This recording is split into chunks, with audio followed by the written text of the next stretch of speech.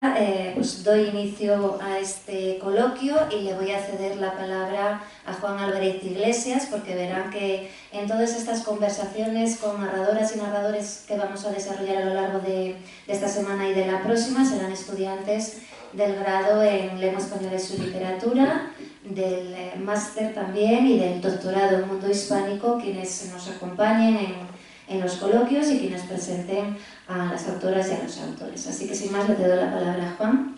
Muchas gracias, darte las gracias a ti y a las jornadas RIUL por la oportunidad. Y yo paso directamente a presentarlos porque tempus fugit irreparable. Bueno, Mónica Ojeda es una de las voces hispanoamericanas, hispanohablantes más singulares, combativas y renovadoras del panorama actual. Su obra es inconfundible y gira en torno a una serie de asuntos que la profesora Bocuti resume a la perfección. Dice, en su primera novela, Nefando, del 2016, también se habla de incesto y pedopornografía, y en Mandíbula, novela del 2018, se aborda la figura maternal a través de la metáfora de la madre devoradora. Los relatos de las voladoras también tratan de la violencia patriarcal que asedia a las mujeres y convierte a la familia y el espacio doméstico en un lugar de horror. Añadiré que cualquier incauto que lea la obra de Ojeda no va a volver a ser el mismo, pues su denuncia de la injusticia y sus más que inquietantes monstruos desestabilizan nuestra realidad y hacen que, desde el momento que entramos en contacto con sus líneas, narrativas o líricas, prosa o verso, miramos al cielo para intentar avistar una UMA, o nos aterroriza cada curso que nos presentan a una nueva profesora de literatura que nos castigará por nuestros pecados contra el Dios blanco.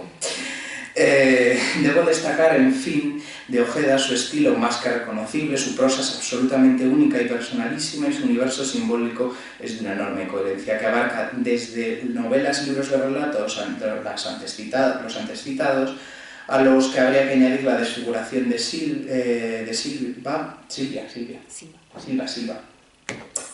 que es su verdadera primera novela, en 2014, aunque no esté descatalogada, hasta su poesía con El ciclo de las piedras, de 2015, y con Historia de la leche, de 2019. Este último poemario, pienso, está estrechamente ligado a la novela Mandíbula. Además hay una historia caimita detrás donde hay una hermana mayor asesina a otra hermana, o al hermano. La obsesión por el color blanco, que puede representar la pureza y la inocencia, pero que también representa la muerte. Casi parece que el poemario es un diccionario simbólico de la novela, y la novela es el desarrollo, la puesta en práctica hasta sus últimas consecuencias. Por otra parte tenemos a Pilar Adón, una de las la más temida autora contemporánea, y sí, he dicho la más temida, porque estamos ante una de las mejores narradoras de la lengua española, y no lo digo por decir, si no lo pienso no lo digo. ¿Y por qué? Porque sus relatos son de una densidad impresionante, y como afirmaba Marta Sanz en el prólogo a uno de sus mejores libros, que es El mes más cruel, en una primera lectura uno no sabe exactamente si ha interpretado bien el mensaje, y eso es una virtud extraordinaria que ya la convierte en un clásico. Si hoy viene por la novela de Bestias y Aves, yo quiero reivindicar toda su obra. Uno de los, para mí, relatos más bellos y más inteligentes escritos hasta ahora es Eterno Amor, que fue su anterior publicación y que es verdaderamente maravilloso a nivel teórico. Todo el pensamiento feminista que se esconde detrás, todo el pensamiento, toda la reflexión que hay es extraordinaria. Pues el estilo de Pilar Adón es denso y no tiene piedad. Es innegable que su obra podría enmarcarse, como la de Mónica Ojeda, muchas veces en lo inusual, lo enigmático, lo poético.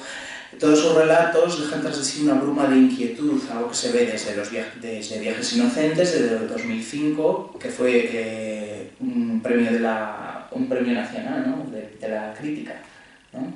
Sí. No, fue Premio Ojo Crítico. Premio Ojo Crítico, sí. Y porque me había salido del guión, como siempre. Y se estrenó con la novela Las hijas de Sara, ¿no? Luego continuó con Las efímeras y desemboca en esta última publicación.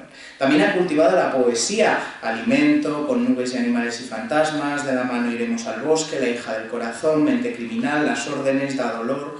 Esta trayectoria poética es impresionante, aunque la crítica no se haya fijado excesivamente, y aún así, de nuevo, está muy relacionada con toda tu obra poética, con toda tu obra narrativa. Es decir, hay una hay una coherencia en toda la obra que es muy interesante y muy reveladora. Bueno, por último también hay que reivindicar siempre a los traductores, que siempre aparecen citados en una línea abajo como si su labor no fuera casi tan importante como la del autor, si no es más. Y es traductora de Edith Wharton, aunque también ha traducido a Henry James, Joan Lindsay, Penelope Fitzgerald y Barbara Bates, entre muchísimas otras. Así que bueno, también está muy ligada a las producciones góticas y cogóticas, hay muchas lecturas de ese tipo en su obra. Bueno, en fin, yo no tengo nada más que decir, que hablen ellas, que son las importantes. Muchas gracias. Muchas gracias, Juan. Creo que se ha percibido, ¿no?, perfectamente el entusiasmo que tiene como lector de estas dos grandes autoras, y no podíamos empezar de mejor modo las conversaciones. Sí que es cierto, y luego volveré a ello yo también con una pregunta, que estas mesas de las jornadas Riul tenían que estar enfocadas a la narrativa, porque hay otros actos en el Festival Palabra que se centran más en la poesía y en otras disciplinas, pero también son poetas, ¿no? Y eso se percibe en cierto modo en los textos, como ya ha anunciado Juan, y después, bueno, como os plantearé.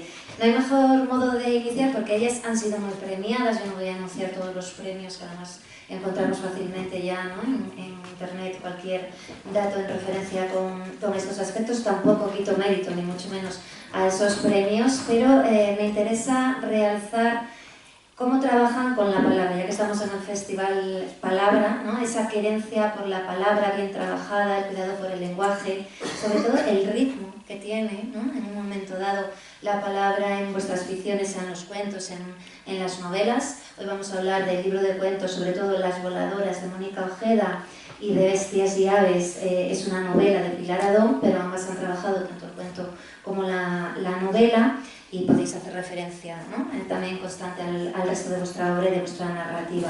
Es una palabra que, como decía, se trabaja muchísimo, con mucho mimo, y es una palabra que nos lleva a la exploración. Creo que es lo más importante de una literatura concebida de una manera seria. Nos lleva a la exploración, pero también al asombro, a la turbación. Habíamos puesto, creo que como título, la palabra perturbadora, ¿no?, en lo que es la publicidad del acto. Y me interesa plantear cómo nos brindan múltiples interrogantes. Resaltaba Juan esa idea, ¿no?, del prólogo de Marta Sanz, diciendo, bueno, en una primera lectura no sabemos si captamos todo. Es muy interesante esta idea, nos planteamos una serie de interrogantes y somos nosotros como lectoras y lectores los que tenemos que intentar reconstruir ese puzzle de respuestas, pero son interrogantes que en cualquier caso, nos lleven a donde nos lleven, siempre entablan con nosotros un diálogo, un debate, nos interpelan, y nos interpelan de una manera que realmente nos conmociona, ¿no? Tienen una gran fuerza, una gran potencia significativa. Decía, os lo ha dicho en muchas ocasiones, lo ha dejado por escrito José María Merino, que la ficción ordena la literatura, ¿no?, nos permite, ordena el mundo, ¿no?, que la ficción, la literatura nos permite ordenar el mundo, y cuando yo me enfrento a un texto de estas autoras, precisamente tengo esa sensación de que están de algún modo, aunque sea enigmático en algún momento, pero de algún modo ordenando el mundo, y ordenándolo con unos textos que son muy orgánicos, todos ellos siempre, ¿no? Están muy trabajados dentro de unos universos literarios que son personales, que son reconocibles. Si alguien ha leído algo de Mónica Ojeda, reconocerá su escritura en conjunto, y si alguien ha leído algo de Pilar Adón, también la reconocerá. Bueno, yo llego a la nueva novela, por ejemplo, ¿no?, de Pilar, y digo, bien, tenemos otra vez ese mundo, pero me aporta algo distinto. Y es muy difícil, esto es algo muy difícil, ¿no? Un poco, no sé, pues quizá La Celama, Las ciudades de sombra, de Luis Mateo sería otro ejemplo, ¿no? Dices, me vuelve a llevar a ese mundo, pero tengo algo diferente. No es repetitivo, no hay copia de nada, sino que siempre nos va llevando bueno, pues por determinados matices distintos que son muy interesantes. Juegan mucho con los símbolos, con esos interrogantes, con el reflejo de todas las tensiones que conforman el mundo, que nos conforman a nosotros como seres humanos, toda la idea de la existencia, ser humano, naturaleza. Van a ser elementos temáticos por los que yo les voy a preguntar esta tarde. pero es cierto que en ocasiones cuando hablamos de narrativa y no de poesía, parece que nos quedamos en lo temático de entrada, y yo sé que con 2 o 3 preguntas podríamos estar perfectamente toda la hora hablando y nos quedaríamos en lo temático. Entonces me interesa hacerle a estas autoras primero unas pequeñitas preguntas que no van tan directamente a lo temático, a la anécdota, al argumento de la novela o de los cuentos de los que vamos a hablar, sino a la parte como estética, artística, con esa idea del proceso de creación o el juego con la palabra, ¿no? Para que podamos ver también algunos elementos que nos permitan después como lectores disfrutar de la obra. Bueno, pues en este sentido, como es tan importante cómo contamos algo, ¿no? Y no solo qué es lo que contamos en una obra, quisiera resaltar cómo dentro de esos estilos tan personales que estaba citando algo, sí que hay elementos que podrían confluir. Son muy distintas las obras, pero hay bueno, como puntos en común que de manera general podríamos resaltar, y una es esta idea que citábamos antes de lo poético. Yo creo que hay poesía en vuestra narración, si no estáis de acuerdo me diréis la contraria, con toda la confianza en todo lo que yo os diga, estamos para dialogar, entonces podéis llevar la contraria perfectamente, pero veo esa poesía en vuestra narrativa, no solo en estos 2 libros, sino en todo lo anterior también, y con el alcance, me gustaría resaltar esta idea, el alcance de algunas imágenes que son muy potentes, muy poéticas, pero también determinados símbolos y elementos sensoriales, ¿no? Toda esa parte sensorial que quisiera resaltar porque me parece que si hay un punto de unión que dentro de vuestros diferentes universos podemos decir que tiene como un punto mayor de cohesión, es el de la atmósfera, ¿no? La creación de atmósferas.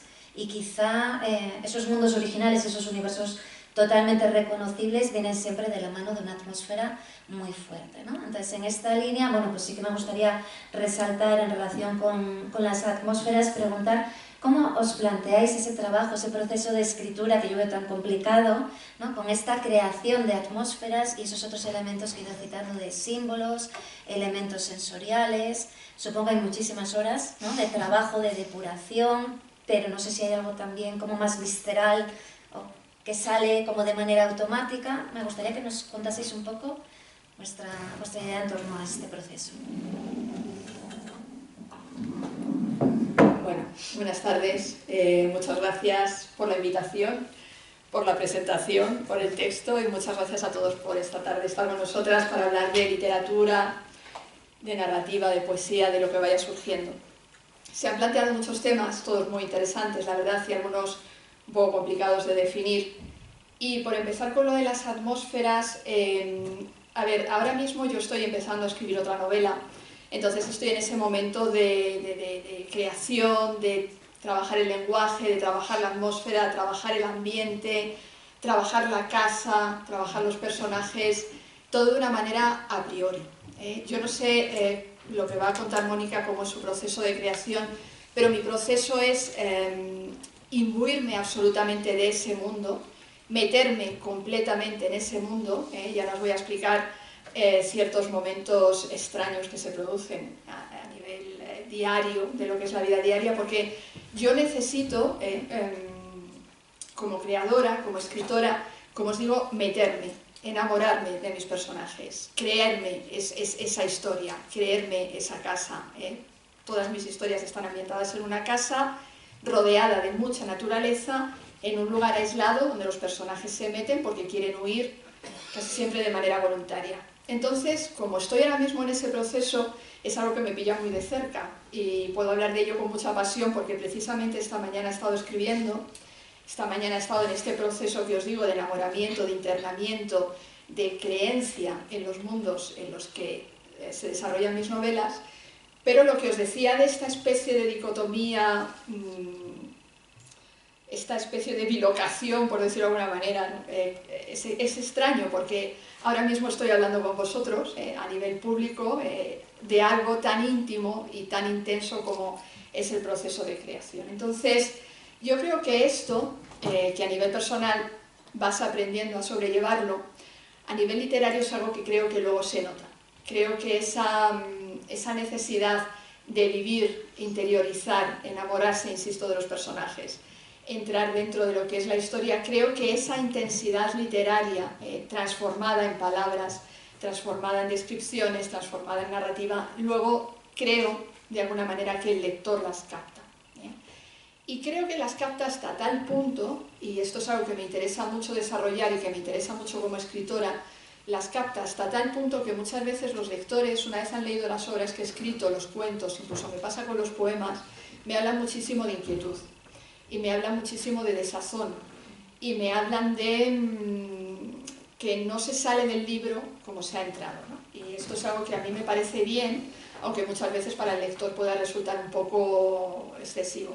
A mí es algo que me parece bien porque lo busco, fijaos lo que os acabo de decir, de enamorarme, de entrar en estas atmósferas, y me parece que es necesario que no salgamos de los libros igual que hemos entrado en los libros. La experiencia lectora, la historia que se está contando ahí, los personajes que se están trazando ahí, importan. La literatura importa, la ficción importa, porque es una manera cómoda, desde el momento que sabemos que estamos hablando de ficción y por tanto de cosas que no existen, es una manera cómoda de hablar de la realidad que puede ser muy dolorosa.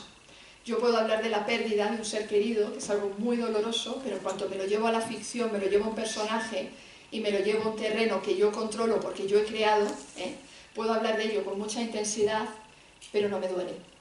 No me duele porque estoy poniéndolo en otras vidas, por decirlo de alguna manera, que importan y que existen desde el terreno de la ficción. Entonces, esta importancia hace que, esta importancia a la hora de tratar la realidad y a la hora de crearla y de recrearla, hace que pues, mi empeño literario, mi empeño narrativo, mi empeño creador, como os digo, desde el principio sea muy, muy potente, ¿no? Entonces, ¿cómo se hace? Es muy difícil, es muy difícil. Yo recuerdo hace muchos años, cuando yo ya empezaba a querer escribir, yo era muy jovencita, fui a unos encuentros en los que estaban Almudena Grandes, estaba San Pedro, estaba Luis Antonio de Villena, y recuerdo que un asistente levantó la mano y le preguntó a Luis Antonio de Villena, ¿pero cómo lo hace? ¿Cómo escribe? ¿Cómo empieza una historia? Claro, ¿cómo lo hace? Yo recuerdo traduciendo a Penélope Fitzgerald, que es una de las autoras que publicamos en Impedimenta, y yo misma como traductora me preguntaba cómo lo hace para sugerir y al mismo tiempo mostrar y al mismo tiempo llevarnos a esa pasión lectora, ¿no?, que nos atrapa. Pues se hace escribiendo y se hace corrigiendo. Yo sobre todo corrijo muchísimo y es algo que he comentado muchas veces, que corrijo más de lo que escribo. Esto puede parecer contradictorio, pero es cierto. Escribo, al día siguiente releo lo que escribí el día anterior. Hay veces que no escribo nada nuevo porque simplemente estoy corrigiendo. Y lo que escribo, al final, es lo que a mí me gustaría leer. Esto puede parecer muy egoísta, pero para mí esta intensidad de la que os estoy hablando desde el principio solo puede existir. Estas casas en las que me gusta meter a mis personajes y en las que me meto yo, solo puede existir desde el momento en que pienso en mí misma como lectora. Y es lo que a mí me gustaría leer, y esos mundos en los que me meto, como os decía, son mundos que a mí me importan y que por tanto les voy a dedicar mucho tiempo. El tema de la palabra, y ya corto para que podamos hablar, claro, cuando me dicen que hay mucha influencia o que se nota mucha poesía en lo que yo escribo como narradora, siempre me resulta extraño, porque yo a la poesía llegué muy tarde. A mí me resulta muy difícil, os lo confieso hoy aquí, decirme poeta. Me resulta muy complicado. No tengo ningún problema en llamarme editora o narradora, pero sí poeta, porque yo a la poesía, insisto, llegué tarde. Normalmente se suele llegar en la adolescencia, pero yo en la adolescencia escribía relato y novela, y imaginaos las novelas, pero bueno, sobre todo relatos, y luego ya seguí con la narrativa hasta que muy avanzada la edad ya empecé a atreverme con los primeros versos. Entonces, claro, para mí es muy importante la palabra, pero parece que muchas veces vinculamos la importancia de la palabra, la importancia del término exacto, la importancia del ritmo, de la cadencia, de la brevedad, la concisión, etcétera, a la poesía, ¿no? Parece que todo esto viene de la mano de la poesía y que la narrativa permite más error, más libertad, más dejadez, y eso es algo con lo que no estoy de acuerdo en absoluto. Yo creo que la narrativa exige la palabra exacta, un ritmo, una manera de contar impecables, sin permitirse ningún tipo de licencia o de error sabiéndolo. Si no se sabe, pues el comete y ya está, pero de manera voluntaria nunca. Sí que es verdad que cuando yo llegué a la poesía, tengo la sensación de que desnudé más el lenguaje narrativo. Lo liberé de adverbios y de adjetivos. Yo al principio era terrible la cantidad de adverbios que era capaz de poner, y yo creo que por influencia del inglés. Y con la poesía sí que es verdad que lo fui desnudando de todo eso. Pero para mí es más importante cómo se cuenta una historia que lo que se está contando en la historia. Entonces, por eso insisto en que la palabra exacta, la palabra concreta, si podemos utilizar un sustantivo, no hace falta que pongamos 10 adjetivos alrededor. Para mí eso es muy importante. Y claro, eso va vinculado a la poesía. Y yo ya os digo que me rebelo un poco contra eso.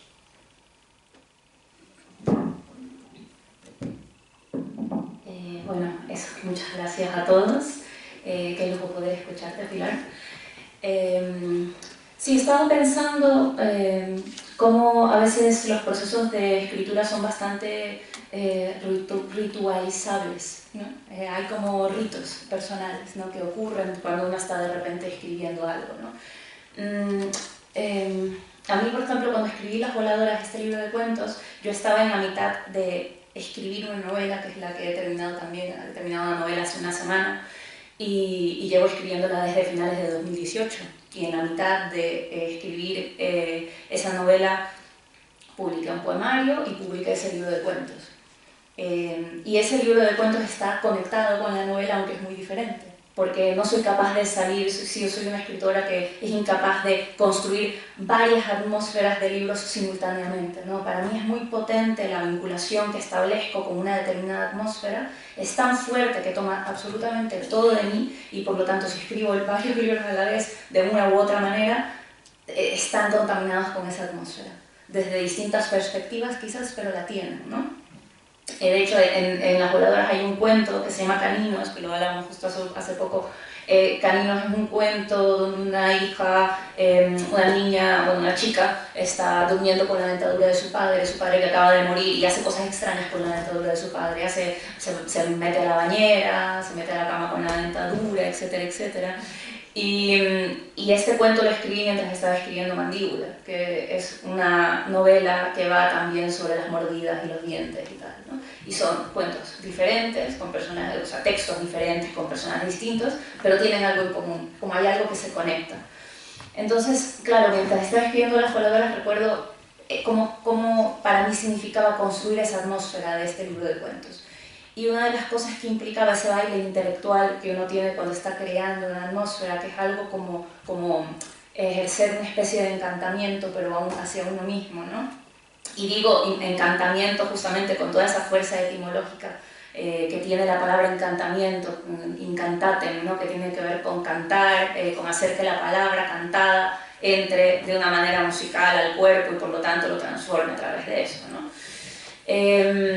Y entonces estaba leyendo mucho sobre música en la época, estaba escribiendo Las Voladoras, pero también estaba leyendo mucho sobre mitos y diccionarios de símbolos, entre ellos los de Cirlot, pero también de Mircea Eliade. Estaba haciendo mucho trabajo antropológico, los símbolos y el mito me importaban mucho, y a la vez, simultáneamente, estaba leyendo libros de Ramón Andrés sobre música, filosofía y consuelo de la música, por ejemplo, que es algo un libro que me encantó. Hay un capítulo en donde él habla de Boecio, justo, y habla sobre la música como un consuelo, y dice que, y Boecio dice algo así como, cantando se hace más dulce el llorar, ¿no? Y eso, justamente, esa frase de Boecio para mí creo que fue como, por ejemplo, algo fundamental para la escritura de Las Voladoras y también de la novela que acabo de escribir. Esa fue la frase que yo estaba buscando sin saberlo, para estar encantada, ¿no? Es decir, para de repente meterme en la atmósfera y un tono, ¿no? ¿Qué significa que cantando se hace más dulce el llorar, ¿no? ¿Qué significa que la palabra y su musicalidad sea capaz de acompañarte en el dolor, de tal manera que haga que del dolor salga otra cosa, que el dolor anuncie un mañana de goce, ¿no? Porque si hoy me duelo, significa que mañana, o sea, lo hago con una esperanza de que mañana haya un futuro de goce, ¿no? Y con eso paso el dolor con más tranquilidad, ¿no? Bueno, mañana será otro día, ¿no? Mañana el futuro. la música como futuro, por lo tanto, ¿no? El dolor como un mirar hacia arriba, lo que comentabas tú también, lo de mirar al cielo, ¿no? Esa especie de gesto tan humano, que es además religioso, ¿no? El de la imploración, mirar a lo aéreo, ¿no?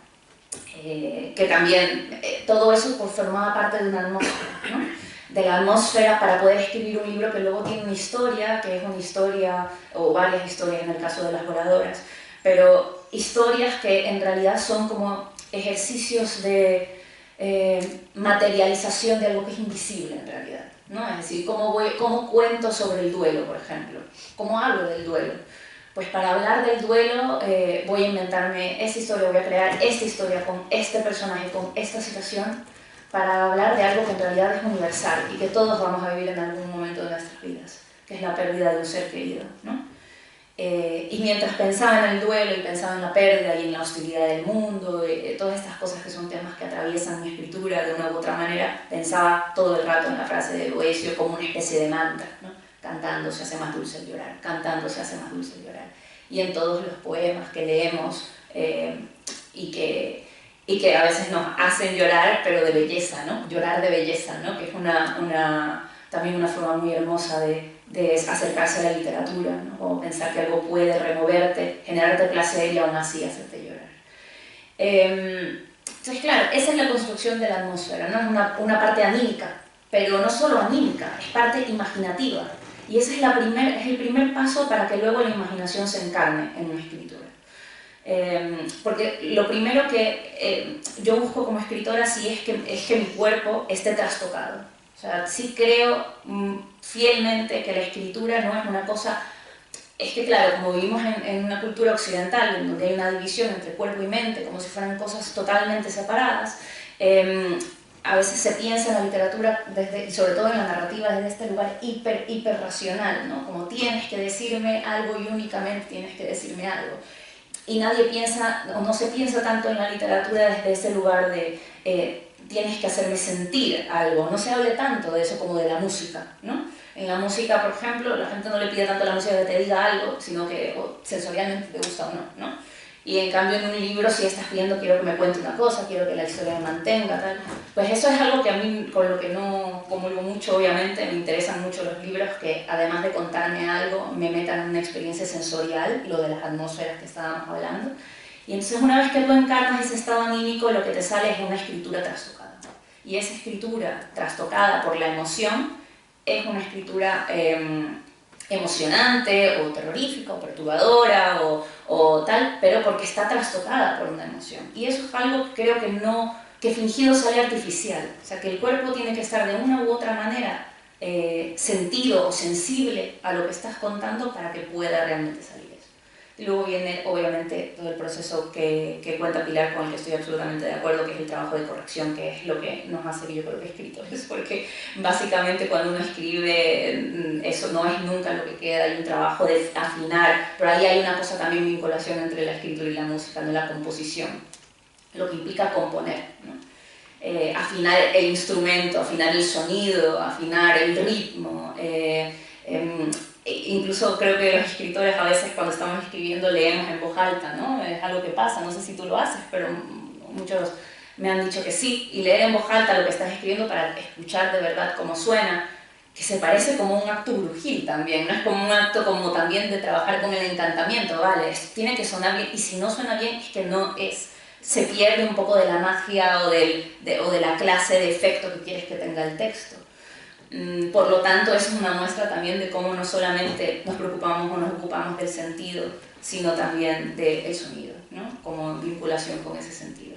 Y yo creo que ahí está la vinculación, justamente como decía Pilar, con la poesía. Y por eso no creo en tal cosa como la división de géneros tan radical, ¿no? Novela por aquí, libro de cuentos por acá, libro de poesía por allá, ¿no? A mí me gusta una frase que dice María Negroni, que es una autora que me gusta mucho leer. Ella dice en un libro de ensayos que tiene publicado en Vaso Roto, se llama creo que Ensayar el error o algo así, algo sobre el error. Y ella dice, en un momento dice que no existen los géneros literarios, lo que existe es la escritura, dice, ¿no? Y la escritura a veces es polimorfa y mutante. Y hay veces que hay libros que que de repente de tanto estirar la posibilidad de la palabra llegas a zonas en donde, vale, sí, es un libro de cuentos, pero aquí hay un cuento que podría ser un poema. O sí, es una novela, pero aquí está metido un poema dentro de la novela. O sí, es un poemario, pero tiene una historia, ¿no? Entonces, de repente eres capaz de estirar esos límites y darte cuenta de que la escritura a veces es un poco indomable y no se queda quieta con los géneros que quieres poner, de repente se escapa. Esas zonas de escape me parece que son bellísimas durante el proceso de escritura, ¿no? Y que creo que una disciplina como la que hablaba Pilar justo antes, o parte importante de nosotras como escritoras, es saber hasta qué punto se pule eso y hasta qué punto se deja que se escape un poco. No tanto, pero un poquito. O sea, no acartonarlo lo suficiente, pero no dejar que se vaya de madre todo, ¿no? O sea, tener un control y a la vez no apresar al animal, ¿no? Dejarlo un poco libre, dejar que respire. Qué bien, interesante. Yo doy clases en la Universidad de Teoría de los Géneros Literarios. Entonces esto, bueno, y además estoy grabando el acto, pero tengo que reconocer, yo siempre lo digo, ¿no? Es una herramienta que utilizamos para intentar acercarnos a los textos, pero la experiencia creativa después lo que hace es enseñarnos que ninguna casilla genérica, ninguna etiqueta genérica es realmente válida, ¿no? Estoy tirando piedras contra mi propio tejado, espero que me sigan pagando el sueldo de profesora, pero es que es así, ¿no? Y además yo creo que ahora la literatura más interesante que nos podemos encontrar nos da esa mezcla, ¿no? Realmente, en la que, bueno, lo importante es la palabra, lo importante es la escritura y podéis utilizar los recursos que queráis, ¿no? Pertenezcan al género que se supone que pueden pertenecer. Bueno, pues me gusta mucho lo que habéis dicho, enamoramiento y encantamiento, ¿no? Esta idea de también la escritura como pasión. Por eso quería preguntaros un poco por ese acercamiento a la escritura y ese proceso. Y habéis hablado también, habéis adelantado algunas cuestiones por las que os iba a preguntar, habéis hablado de la emoción, ¿no? Me parece que esas atmósferas son realmente importantes porque provocan en nosotros, cuando leemos vuestros libros, esas emociones también, ¿no? Nos llega el entender, no sé cómo lo citabais, he ido apuntando por aquí, lo invisible, ¿no? Diríamos también el misterio que a veces nos rodea, esas sensaciones de miedo que tenemos, porque todos tenemos miedo en algún momento, ¿no? Es una emoción muy impactante, la angustia, el dolor, el duelo, ¿no? Realmente nos llegan como algo, iba a decir, como algo real, aunque formen parte de una ficción, ¿no? Están vertidas en una imaginación, pero son emociones que nos llegan de manera tan real como cuando las vivimos o las experimentamos nosotros, ¿no? Y esa es también la grandeza de estas obras. Y estoy muy de acuerdo en que lo que no funciona de modo oral, no funciona realmente tampoco por escrito. Me gustaría preguntaros, estamos diciendo que nos llega de modo real y sin embargo vuestras obras no han sido definidas por la crítica, ¿no? Como obras realistas o de entrada totalmente realistas. En el caso de Pilar Adón, bueno, tienes un mundo, como decíamos, muy singular que está siempre como a medio camino, ¿no? Entre lo real, lo irreal, lo posible, lo imposible. En el caso de Mónica Ojeda nos sucede lo mismo, ¿no? Con también a veces lo natural, lo sobrenatural. A mí me gusta mucho ese camino que es más metafórico, más alegórico, ¿no? En muchos casos más enigmático, pero que tiene la misma potencia, que algo que nos cuenten, una anécdota que nos cuenten de manera totalmente realista. Sí que es verdad que en cierto modo te diría, Pilar, que es como más realista esta novela, ¿no? Que quizá sí, las efímeras, ¿no? O que otros cuentos anteriores, pero sigue teniendo ese punto a veces, ¿no? que nos lleva por esa deformación, ¿no? Esa irrealidad, ese camino de irrealismo que nos habla tanto, que tiene tanto anclaje después en lo real. Y en el caso de Mónica te han definido, te han situado en esta línea, ¿no? En esta tendencia del gótico andino, ¿no? Que es un gótico como recontextualizado, muy actual, también muy singular, muy personal en tu caso, pero que permite la entrada también de lo sórdido, de lo macabro, de lo abyecto, pero que a la vez nos lleva a esa belleza, ¿no? Yo también puedo llevar un texto a clase totalmente abyecto, perturbador, y cuando digo qué bonito es, qué hermoso, veo que alguno me mira mal, ¿no? Alguna, porque claro, estás diciendo que algo que es muy brutal, que de pronto te turba, te conmociona, ¿no? Te deja como fuera de lugar, alguien te está diciendo qué hermoso es. Bueno, pues existe esa posibilidad, ¿no? Y quizás sea por esas líneas estéticas, modalidades que se escapan un poco de lo puramente realista, pero me gustaría escucharos, que no sé si estáis conformes o no, por lo mismo que lo de los géneros literarios, ¿no? Que tendemos a categorizar todo y quizá no sea tan necesario, pero bueno, me gustaría saber vuestra opinión.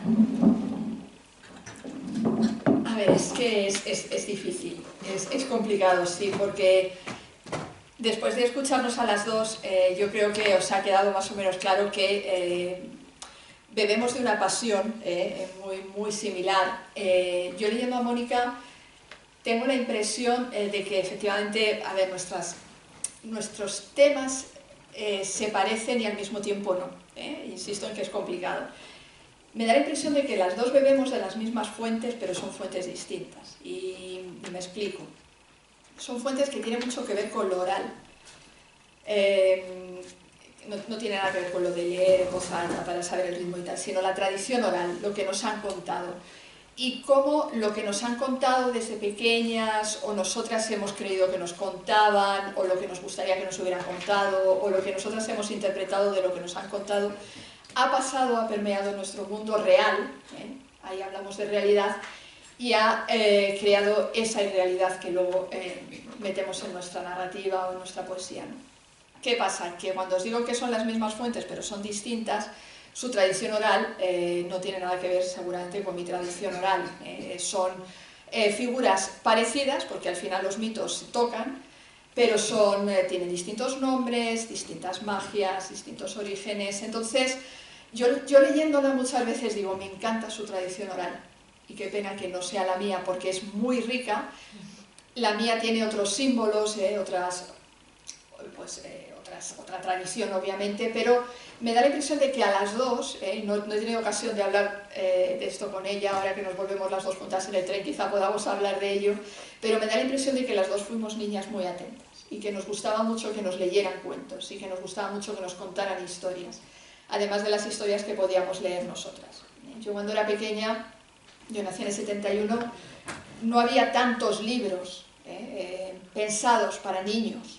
Cada vez que a mí me compraban un libro era porque era mi cumpleaños, porque eran los Reyes, por las buenas notas.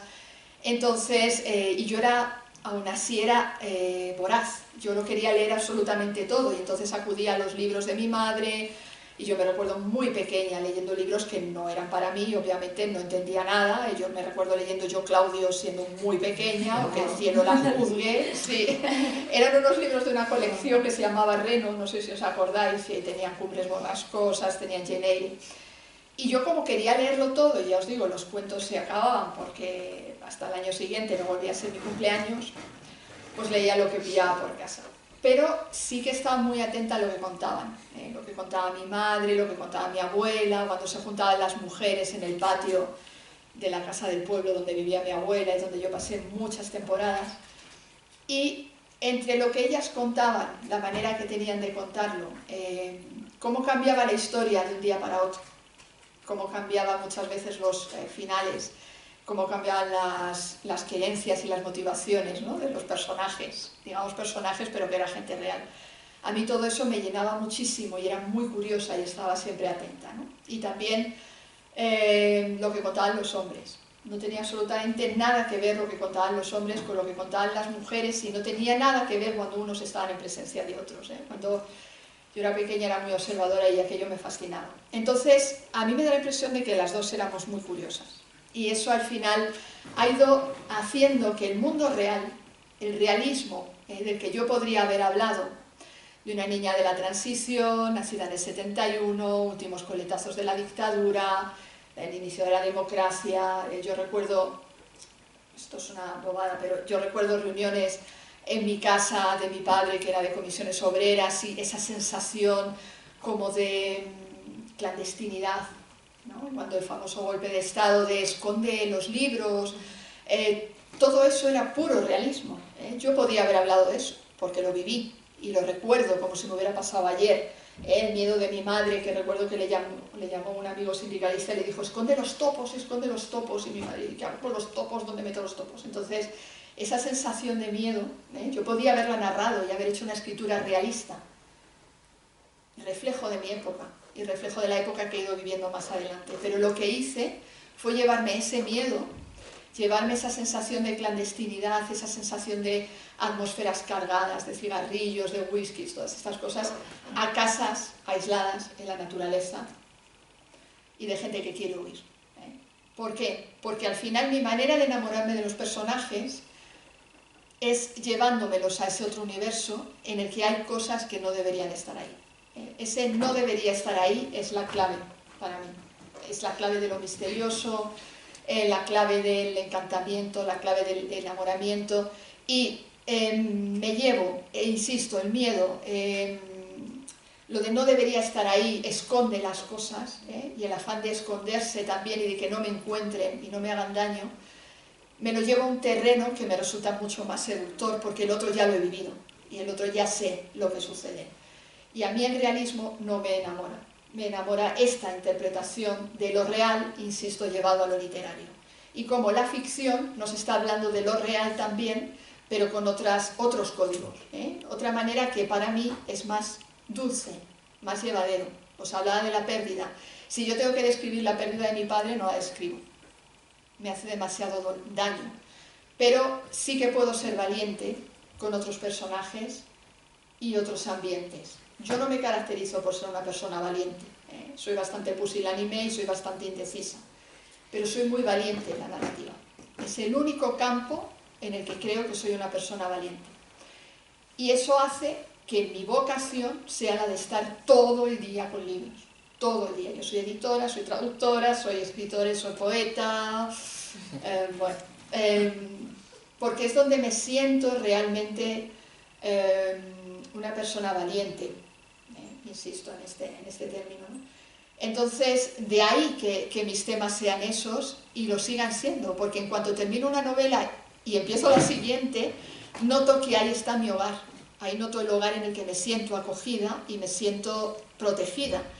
Y de ahí que pueda escribir lo que escribo y cómo lo escribo y no intentando agradar. A mí me han enseñado a agradar. Yo formo parte de esa generación de mujeres cuyas madres nos enseñaron a agradar, porque también ellas tuvieron que agradar. Ahora ya afortunadamente las cosas han cambiado mucho. Pero donde no necesito agradar es en la literatura. Sí, me parece súper interesante lo que dices porque también siento que tenemos efectivamente muchas cosas en común. Estoy de acuerdo con lo que decías de que venimos de tradiciones orales y éramos de niñas muy curiosas, ¿no? También concuerdo con lo que dices, o sea, como siento mucha resonancia con esto que dices de cómo sientes que no eres muy valiente en otras cosas, pero cuando escribes sí, también totalmente, o sea, lo suscribo directamente. Estaba pensando justamente en lo que habías preguntado, Natalia, en el tema de la emoción, ¿no? Claro, yo creo que si hay un núcleo o digamos un hilo conductor entre todo lo que he escrito hasta ahora, y no ha sido algo que yo haya decidido, sino más bien algo de lo que me he ido percatando escribiendo, y es que ese hilo conductor es la experiencia del miedo, ¿no? Y mientras he ido creciendo también a la vez con mi escritura, han pasado los años, he emigrado, he dejado de vivir en mi país para vivir aquí, y entonces claro, he tenido que observar, he tenido que mirar con más detenimiento a lo que la escritura me estaba diciendo de mí misma, ¿no? Porque a veces, y eso también me parece muy interesante de la escritura, como hay mucha fisicidad en la escritura, es muy física. A veces es como con el cuerpo, ¿no? El cuerpo a veces te dice que estás mal y tú no sabes por qué estás mal, simplemente te pones a llorar de la nada y no sabes por qué estás llorando, o de repente tiemblas, te da un ataque de ansiedad, no sabes por qué estás teniendo el ataque de ansiedad. Hay una sabiduría, algo que antecede a la palabra en el cuerpo y que la palabra está tratando de cazar todo el rato, está detrás del cuerpo. Voy a tratar de cazar lo que está pasando, lo que le está pasando al cuerpo y lo voy a verbalizar. Y cuando lo verbalizo parece que tengo el control sobre aquello que me pasa, ¿no? No es una fantasía como una de las tantas fantasías del lenguaje, pero ahí está. Y me parece que ahí hay una cosa muy interesante de escribir, de trabajar la escritura sobre el miedo. El miedo no necesariamente siempre desde la vertiente sobrenatural, porque sí es verdad que en Las Voladoras hay cuentos en donde es más sobrenatural y hay cuentos más realistas, o hay una tensión entre lo real y lo sobrenatural, que eso, por ejemplo, es algo que me interesa, más que lo sobrenatural plenamente, el desnudo, lo que me interesa es la tensión entre lo real y lo sobrenatural. ¿Y a qué me refiero con eso? Recuerdo que una vez hice como un senderismo al Altar, que es un volcán en Ecuador. Ecuador es un país que está repleto de volcanes, y hay un volcán derrumbado que estalló como, no recuerdo, no, del siglo XVI, creo que fue el último estallido, y fue tan fuerte el estallido que se derrumbó, la caldera colapsó, y entonces lo que queda de ese volcán es como 9 picos que parecen un altar, nevado además, porque está a gran altura sobre el nivel del mar, entonces están cubiertos de nieve. Y en la caldera el derretimiento del glaciar ha hecho una laguna, y la laguna se llama la Laguna Amarilla, porque gracias a la piedra de basalto tiene como un tono medio turquesado, medio amarillo según la luz del sol. Y es un paraje natural increíble, pero hay que caminar como un día o dos para poder llegar allí. Está realmente retirado de la naturaleza y es difícil llegar. Y bueno, haciendo ese camino, ese peregrinaje, yo estaba con gente, un grupo de gente que vivía en los Andes, y mientras iban caminando y tratando de soportar el frío y el lodo que se tendía la pierna hasta la rodilla, empezaron a cantar una canción que no recuerdo toda la canción, solo recuerdo esto, que es con lo que me he quedado, y me obsesioné con eso. Es algo así como, voy a parafrasearlo, ¿no? Como los volcanes cantan, los volcanes cuentan historias de amor, ellos tienen voces ardientes, algo así. Claro, en esa zona los volcanes tienen mitos, están vivos para los indígenas de las zonas ecuatoriales. Los volcanes eran seres sagrados, se llamaban apus, y los seres sagrados por lo tanto tenían relaciones entre ellos, y el volcán era el hijo de estos dos volcanes, y tenían historias de celos, y el altar supuestamente está derrumbado por una lucha de celos entre dos volcanes. O sea, hay historias así, ¿no? Y lo que estaba pensando era cómo esto que acabo de contar lo vinculo con el miedo, porque tiene que ver exactamente con el fondo de lo que trato de hacer en mi escritura, la tensión entre lo real y lo sobrenatural. ¿Por qué se cuentan estas personas estas historias de volcanes que tienen celos y se golpean y se matan los unos a los otros y tienen hijos y tal? Si no es para tratar de entender lo que es imposible de entender, que es que un volcán erupcione y de repente se muera todo el mundo. Está a las faldas, esto es imposible de entender. ¿Qué Dios haría esto? ¿Por qué pierdo toda mi tierra por la ceniza del volcán? Algo que ha pasado aquí además recientemente en España con el volcán de La Palma, ¿no? Necesitas darle sentido a la tragedia, y eso es algo que creo que pensamos ahora, ¿no? Es que es algo distante lo de darle sentido a la tragedia. No, todos necesitamos darle sentido a la tragedia, y lo hacemos a día de hoy, ¿no? Y lo hacemos a través de contar historias. Es decir, la única manera que tenemos de comprender el mundo es a través de contarnos historias que nos lo expliquen. Esa es nuestra manera realmente epistemológica de entender las cosas. Empezamos contándonos historias alrededor del fuego y seguimos haciéndolo hoy, incluso para contarnos nuestras propias vidas, ¿no? Lo hacemos de una manera que Pascal Quignard tiene un libro que me gusta mucho, en donde él dice que la vida no tiene forma de relato, ¿no? Y es absolutamente cierto, la vida no tiene forma de relato, y sin embargo nosotros somos incapaces de entender nuestra vida de otra manera. Es como, no, cuando era niña, gran inflexión, momento crítico de mi vida, nos estamos contando como una película todo el tiempo. No lo podemos entender de otra manera. Entonces, contamos estas historias, ellos cuentan estas historias de los volcanes para hacer algo con el miedo a lo incontrolable, que es la muerte, que es la pérdida, que es la belleza de repente estallando y llevándoselo todo. Y con esto yo entiendo, por lo tanto, el mundo, entiendo el dolor, entiendo la pérdida, controlo un poco el miedo, lo sosiego, o lo hago mi compañero, si es que no lo sosiego, en lugar de mi enemigo. Entonces creo que, por eso digo que la tensión, primero la emoción del miedo, pero luego la tensión escritural entre lo sobrenatural y lo real, es eso para mí, es ese ejercicio en donde la realidad es aplastante, es hostil, a veces te aplasta, pero hay un momento en donde tú tienes que necesariamente hacer un giro que para mí es el giro sobrenatural. Es el giro en donde a esto le voy a dar sentido. En el fondo sabemos que no lo tiene. La pérdida no tiene sentido. ¿Por qué sufrimos? Por nada, porque sufrimos y ya está. Pero necesitamos ese ejercicio, ¿no? Ese ejercicio nos salva, entre comillas, no nos salva del dolor, pero nos permite un mañana, ¿no? Un seguir mirando hacia adelante, y eso es esencial, ¿no? Entonces, sí, trabajo el miedo como la emoción, pero no un miedo, no me interesa tanto el miedo por el miedo, por la explosión, por asustar a la gente, ¿no? Sino de qué manera puedo pensar el miedo, pero también pensar en que es una emoción que da paso a un mañana, ¿no? No voy a decir una cosa. Perdona. Es que me ha resultado increíble lo que acabas de decir, porque precisamente metemos la figura de la religión, metemos la figura de los dioses para dar explicaciones a por qué viene el relámpago, por qué viene el rayo, por qué se nos quema la casa, por qué empieza a erupcionar el volcán. Y de una manera que, bueno, yo me lo he llevado hacia la literatura, es como, caramba, Mónica está explicando algo tan interesante como que acudimos a los dioses y acudimos a la literatura, ¿no? Entonces, he hecho ahí una relación entre literatura y religión que me ha resultado como que me ha reventado la cabeza. Total, sí. Sí, yo no soy religiosa, pero me fascinan las religiones, estoy enamorada de las religiones. O sea, leo muchos textos sagrados, me interesa ir a ellos, acudo a ellos cada vez que puedo. Me parece que además justamente la poesía surge de la mano también con la creación de las religiones, ¿no? O sea, es como también esta necesidad de a quién le canto, a la lluvia, a la tierra, para calmar esta cosa que no entiendo cómo funciona, ¿no? Eso es algo bellísimo, ¿no? Bueno, aquí dice que creamos las religiones también para explicar el mundo, ¿no? Para entenderlo, igual que el mito, que serían dos caminos distintos al de la ciencia, ¿no? Para explicar pues precisamente todo esto que podemos decir que está en el misterio, en lo invisible o en aquello que no entendemos. Estaba pensando ahora cuando le has dicho esto que también hay elementos como míticos o bíblicos en algún momento dado en tu obra, ¿no? En conjunto y también aquí en la nueva novela.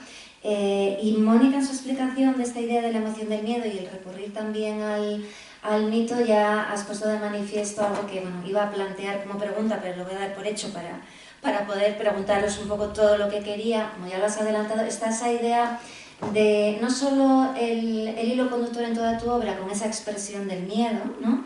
Y además me encanta cómo lo has defendido, porque es también decir que lo fantástico o lo no puramente realista, esa distorsión de lo puramente real, no es algo de pura evasión, ¿no? Sino que realmente es lo que va a explicar el interior y también la parte social, ¿no? de todo aquello que nos rodea y de cualquier época, da lo mismo, porque es un acercamiento distinto pero muy serio, ¿no? Y no por puro entretenimiento o evasión. Has hablado como hilo conductor del miedo, pero yo también diría que dentro de lo que es el libro de las voladoras está ese otro hilo conductor que es la naturaleza. Ya has citado los volcanes, ¿no? Se habla de montañas, terremotos, bosques. Bueno, los bosques miro ya para Pilar de reojo y podríamos pasarnos 2 horas más hablando ya solo con el bosque, pero todo el medio natural es importante y me parece que hay un hilo conductor que es ese paisaje andino y todos esos mitos amerindios, ¿no? Esos ritos tradicionales que son muy bonitos y que vemos que os unen. Yo cuando pensaba cómo uno preguntas a estas dos escritoras, primero uno piensa, bueno, a ver, igual encuentro alguna cuestión, pero después me iba dando cuenta de que todas os unen, ¿no? Después de esas divergencias de vuestros estilos y vuestros mundos totalmente originales. Pero la naturaleza tiene mucha fuerza, no solo por ese entronque con lo que es el paisaje andino ecuatoriano, sino de por sí, ¿no? Ya hay muchos elementos simbólicos que tienen que ver con la potencia de lo natural y también con esa idea de que nosotros, y pienso en el título de Las efímeras, en la novela anterior de Pilar Adón, que nosotros somos seres efímeros mientras que la naturaleza está ahí. Y puede haber esos terremotos, esos volcanes, pero sigue ahí, ¿no? Es como que va a seguir ahí cuando nosotras nos demos en este mundo.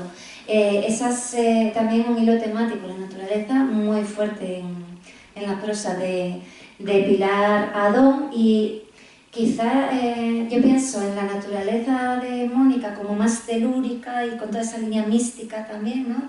De mitología, y quizá en la de Pilar, no sé si estarás de acuerdo con esa idea de cómo nos hemos desconectado de ella, hemos hablado en otras ocasiones, y una visión de la naturaleza que aun reconociendo que nuestra vida en ella sería dura, ¿no? Pero que no hemos aprendido a conectar del todo, y es una línea, quizá una visión más fórgica que arcádica de la misma, ¿no? Pero a la vez esa idea de si es que la necesitamos y no estamos ahí en conexión, y en esa idea de aislamiento del que hablabas antes, de búsqueda, sí que es ese sentido de conexión que encontramos a veces como seres humanos cuando nos escapamos, ¿no? A una ruta, a un contacto mayor con lo sobrenatural. Quizá lo experimentamos mucho mejor todos en la pandemia, cuando nos vimos encerrados, ¿no? Que decimos, necesito salir al exterior, ¿no? Deseábamos esa conexión.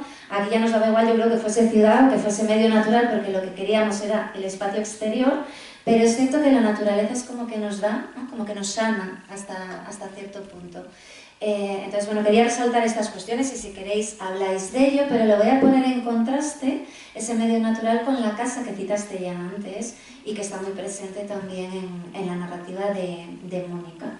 Yo hice mi tesis sobre los espacios narrativos, a mí también este tema me fascina, pero cuando hablamos de la casa es cierto que puede ser el espacio de refugio, ¿no? Nuestro hogar en el que nos encontramos, toda la protección del mundo, o según lo vivido en ese supuesto hogar, pues lo vemos con una perspectiva mucho más hostil, ¿no? No el medio en que esa concha que nos protege, sino todo lo contrario, el lugar, el foco en el que podemos encontrar el horror, el maltrato. Sí que creo que en nuestras últimas publicaciones tú te puedes ir más hacia el refugio, aunque es un poco singular, y en el caso de Mónica ahí radica, ¿no? En muchos casos el horror. Ese sería una divergencia, pero con la casa muy presente, y la casa con la naturaleza. Contadnos lo que queráis de esto.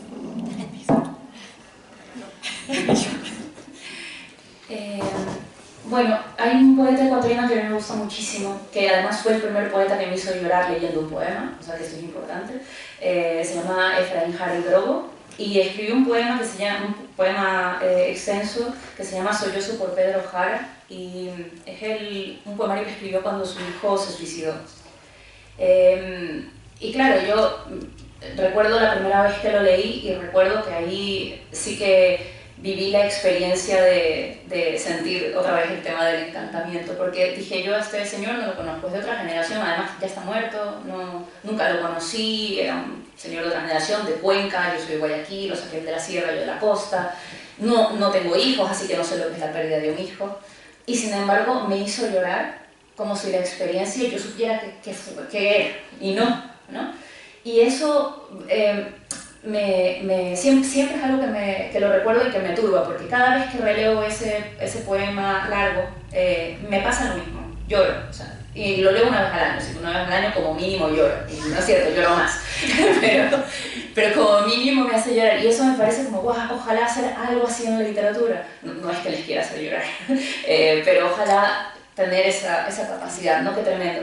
Pero pensaba, lo sacaba a colación porque en su poema Sollozo por Pedro Jara está mucho la playa y el mar, el paisaje. Y tiene, por lo tanto, la naturaleza y la idea de la costa pese a el ser de la sierra. Y habla mucho sobre el agua, la orilla. Hay un momento donde dice del hijo, como, pues, estoy parafraseando obviamente, por favor perdónenme la no exactitud, pero en un momento dice algo así como el mar a la orilla tú debías sobrepasarme, le decía el hijo, ¿no? Como está hablando de los hijos, como se supone que tú tenías que haber vivido más que yo, ¿no?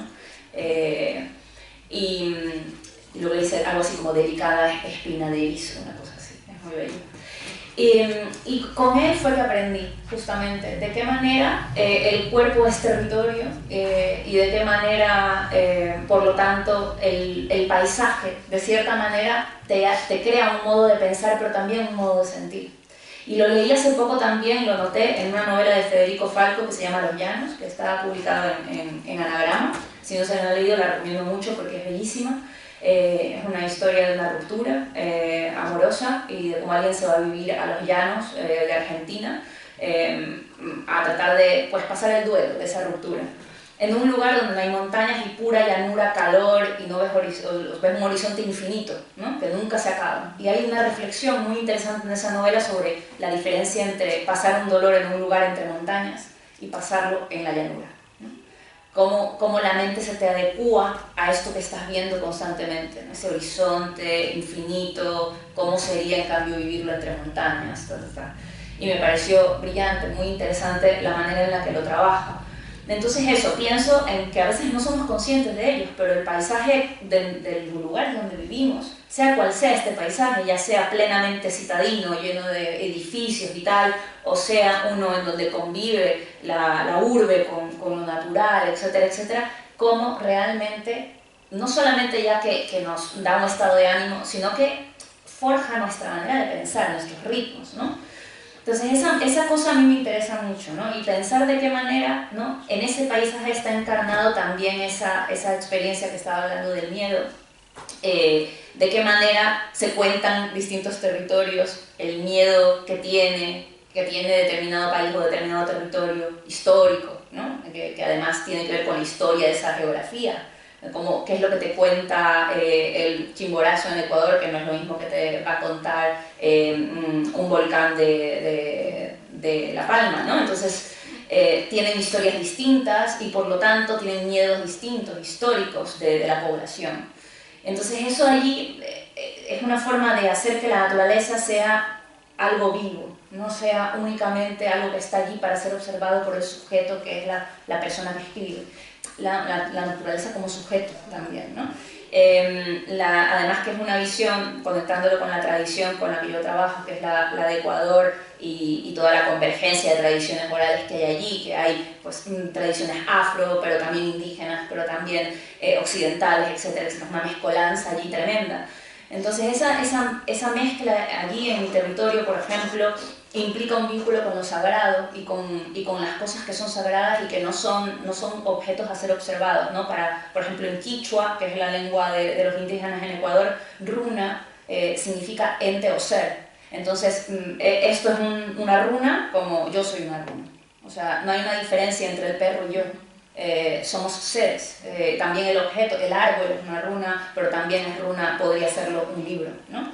Entonces, eso hace también que veas que no haya una separación entre naturaleza y tú, no una tradición como la que hay en Occidente.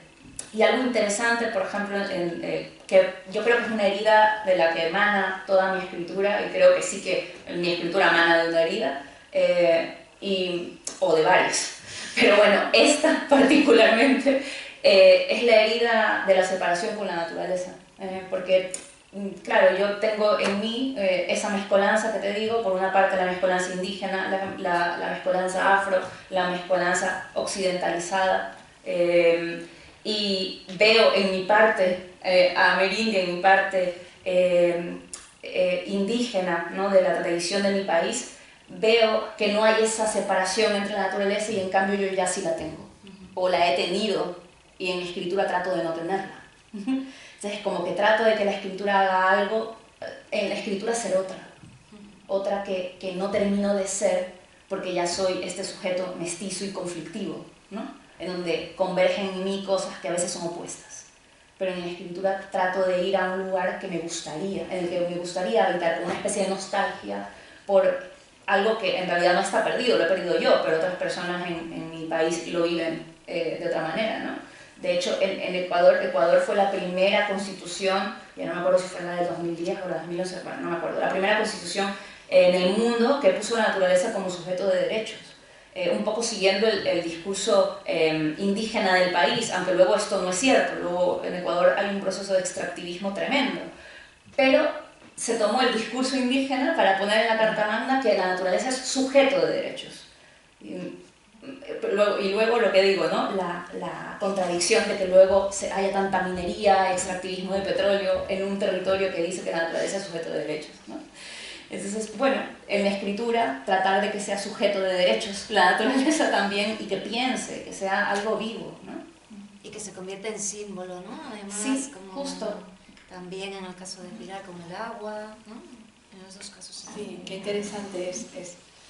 Yo estaba pensando, cuando has dicho lo del poema que te hizo llorar, el primer libro que a mí me hizo llorar era una novela de Iván Turgeniev que se titula Primer amor, no sé si la habéis leído, y yo, insisto, era muy jovencita, era en esta época que me dedicaba a leer cosas que no terminaba de entender seguramente, pero a Primer Amor llegué por un TV, porque bueno, pues con los TVOs regalaban unos libros de Bruguera, se llamaban Todo Libro, eran maravillosos, venían con unas ilustraciones y ahí venían 2 obras de Turgeniev, Primer Amor y Humo.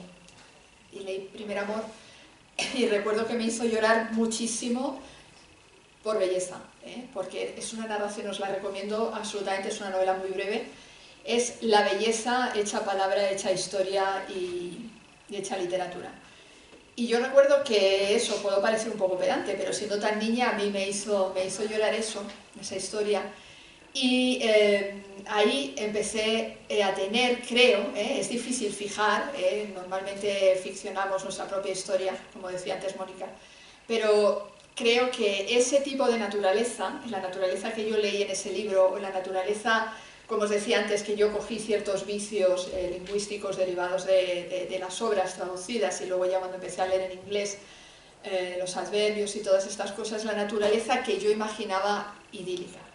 La naturaleza inglesa, todo tan ajardinado, todo tan limpio, todo tan verde, todo tan cuidado, tan bonito.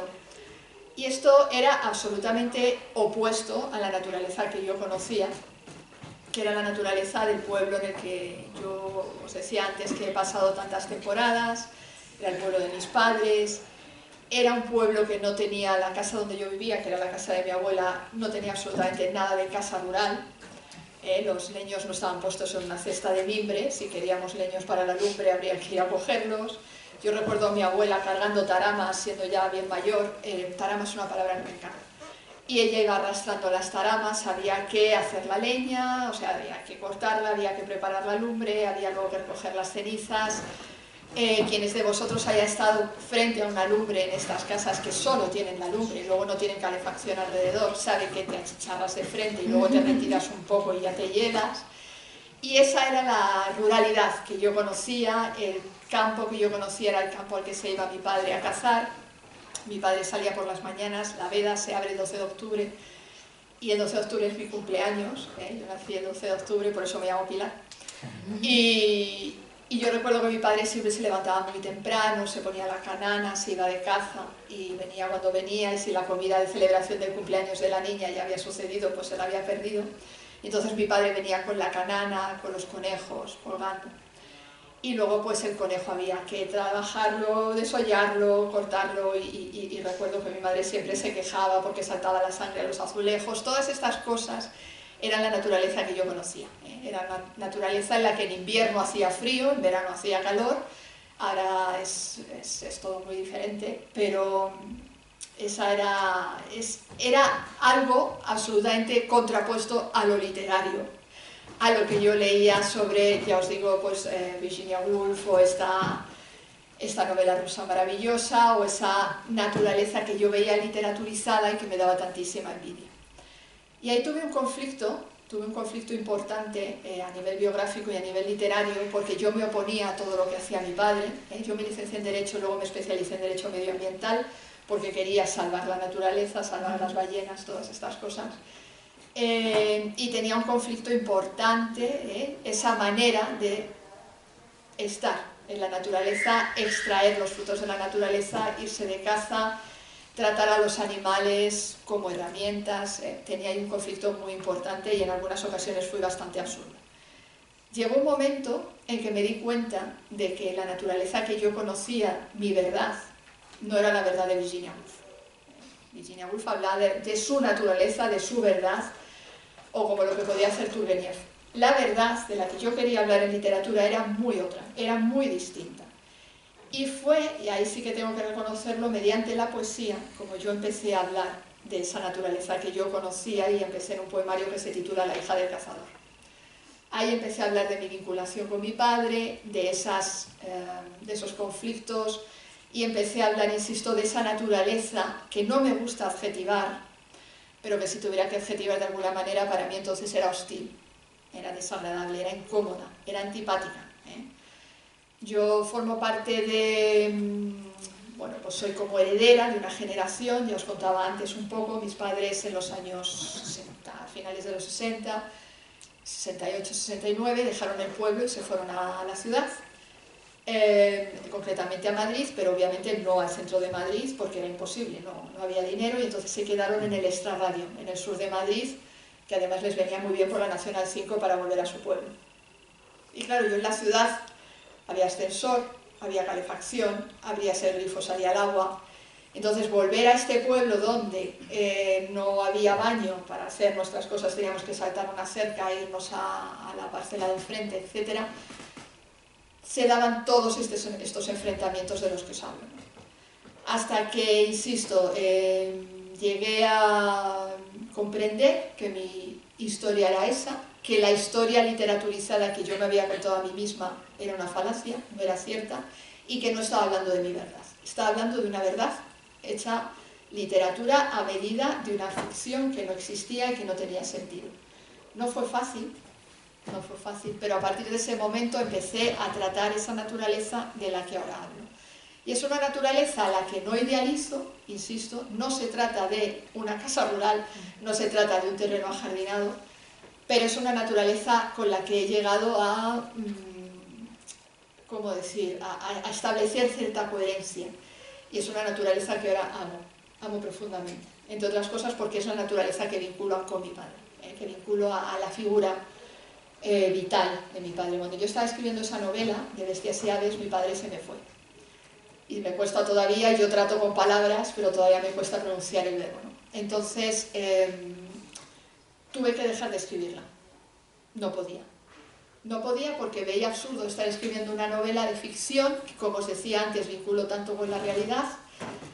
Para mí esa novela es ficción, pero también es real, y no podía escribir esta novela porque mi padre ya no estaba, y toda la naturaleza que había ahí se me había ido. Entonces escribí un poemario que se titula Da Dolor, escribí Eterno Amor, y luego pude seguir con esta novela. Hasta ese punto de alguien como yo que siempre ha escrito y que os digo que mi hogar está en la literatura, hasta ese punto sentí que me quedaba sin hogar y me quedaba sin naturaleza y me quedaba sin ningún tipo de justificación para nada.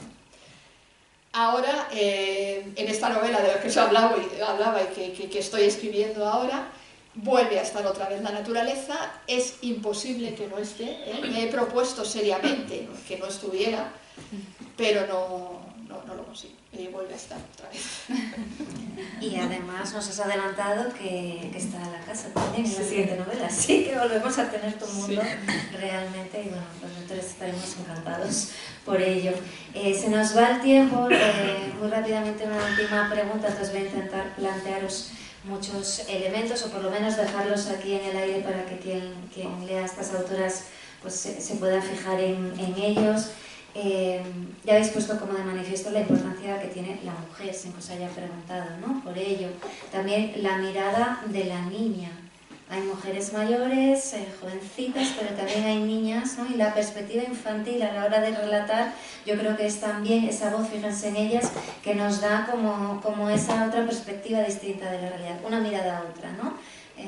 Como que nos acerca más al enigmático o al misterio, y me parece una voz narradora muy, muy interesante que se va colando en ocasiones en nuestras obras.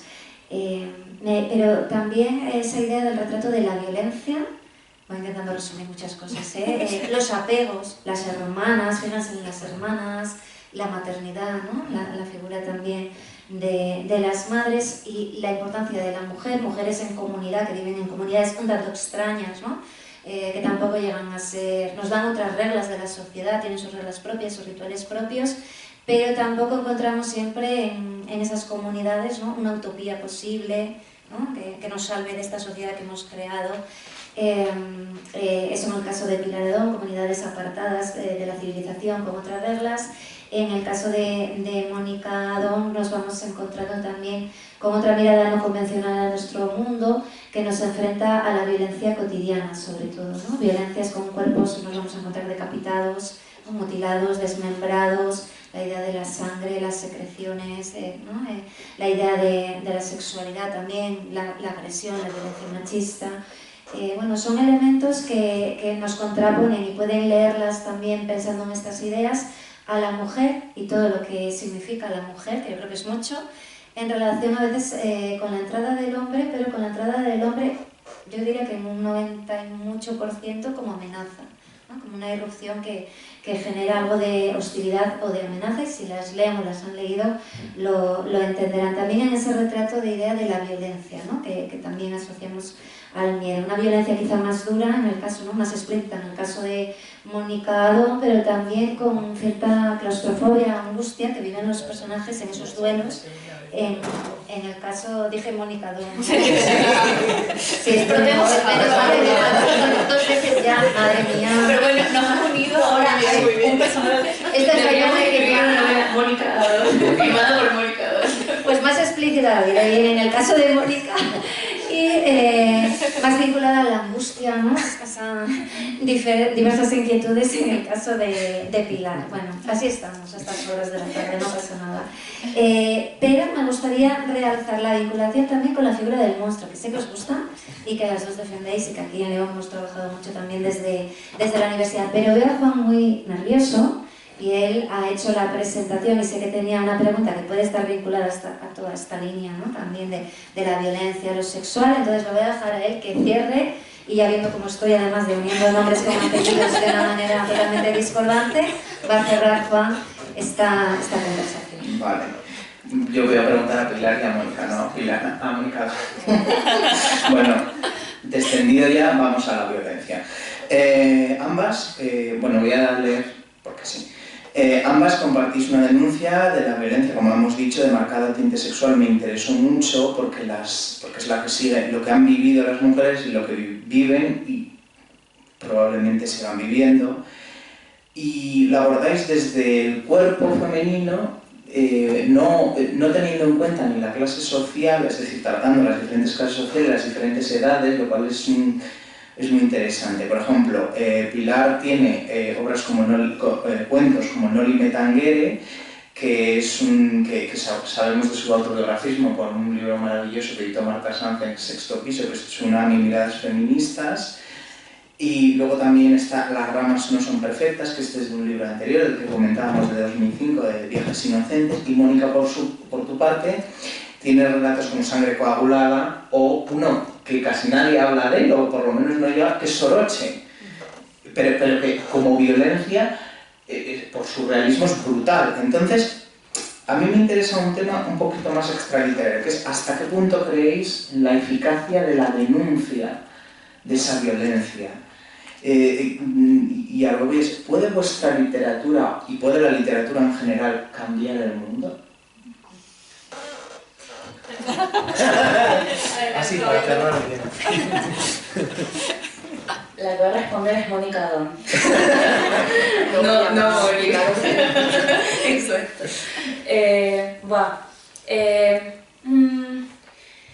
Sí y no, ¿no? A ver, no, un libro no puede impedir la violencia, un libro no puede impedir que la gente sea asesinada, que la crueldad, ni que tu padre te pegue, ni que tu pareja te pegue, no, un libro no lo va a evitar. Lamentablemente el mundo es un lugar donde ocurren cosas hostiles y crueles, pero también es un espacio de resistencia a esa hostilidad. Y creo justamente que sí, el libro no evita la violencia, no la disuelve, no para las guerras, pero por otra parte, sin el libro no seríamos capaces de existir. Es decir, hay algo que me gusta mucho que dice Zulita, que dice que si mañana se acaba la poesía, la humanidad se extingue. Lo que está diciendo con eso es que quedaríamos personas, pero no la humanidad tal como la concebimos. O sea, lo humano es algo que está en el arte, ¿no? En esa necesidad de alguna manera tratar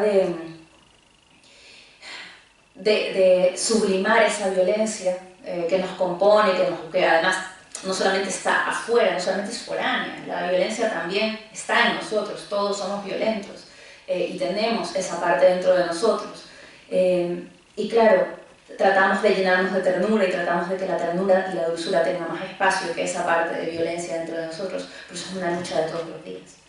Y creo que en esa lucha de todos los días los libros nos acompañan, la poesía nos acompaña, la música nos acompaña de repente a llevarnos hacia ese sector. Y entonces eso es algo a la vez que no es útil en el sentido de que va a parar la violencia, pero por otro sí nos hace un poco mejores. nos hacen un poco mejores. Entonces, si algo yo rescato de los seres humanos es que este Pilar Gadón ahora al lado de nosotros, ¿no? Como que la humanidad también tiene, además de tener asesinos en serie, de tener narcos, y etcétera, etcétera, también tiene gente que está haciendo cosas bellas todos los días, pese al dolor, ¿no? ¿Qué pregunta? A ver, yo te diría que sí. Yo te diría que sí. Bueno, yo diría sí, ¿no? Como ha dicho Mónica, pero mi respuesta personalísima, subjetivísima, como escritora, editora, es que obviamente sí. Mi mundo lo ha cambiado la literatura. Entonces, mi manera de ver el mundo, mi manera de relacionarme con los demás, mi manera de ser más o menos valiente, como decía antes, mi manera de interpretarme a mí misma, de interpretar mi relación con mi padre, mi relación con los demás, todo ha sido mediante el filtro de la literatura, obviamente sin caer en lo quijotesco, obviamente sabiendo la realidad en la que vivimos, histórica, sociológica, filosóficamente, etc. Entonces, yo respondería personalmente que sí. ¿Cuál es el problema? Y esto puede parecer muy bobo lo que voy a decir, que la gente no lee. Si leyeran más y se dedicaran menos a otras cosas que pueden ser más sencillas, más incluso placenteras, digamos, aunque me cuesta decir esto porque para mí no hay nada más placentero, bueno, hay cosas, pero es muy placentero leer y muy divertido. Se dedicaran más a entregarse a los libros, a todo tipo de libros, a la lectura, seguramente sería más fácil que este sí fuera compartido, fuera más generalizado y fuera más extendido. El problema es que no se lee. Y el problema es que cuando se lee, y aquí espero que se me entienda, queremos que se nos dé todo muy masticadito ya. Y no tener que... esto que tú decías antes del prólogo de Marta Sánchez en El mes más cruel, claro, muchas veces cuesta participar en la lectura y queremos que ya nos lo den todo hecho, ¿no? Y que ya sea todo muy sencillo y que sea todo muy fácil y no tener eso que poner de nuestra parte porque muchas veces cuesta y no queremos que nada nos cueste. Estamos ahora mismo en una sociedad que cuanto más fácil y menos exigente todo, mejor. Y yo me rebelo también contra eso, y me rebelo mucho. Entonces, si leyéramos más, si nos entregáramos más al arte, si nos dejáramos llevar más por el lado hermoso, aunque pueda llevarte al dolor, y pueda llevarte a ese pensamiento y a ese autoanálisis que muchas veces no queremos hacer, si nos entregáramos más a ello, seguramente sería más sencillo. Y pienso en grandes libros que se han escrito después de grandísimos cataclismos, y claro, a posteriori entendemos lo que ha estado sucediendo y lo entendemos gracias al libro. Gracias al libro. Estoy pensando en Primo Levi, por ejemplo.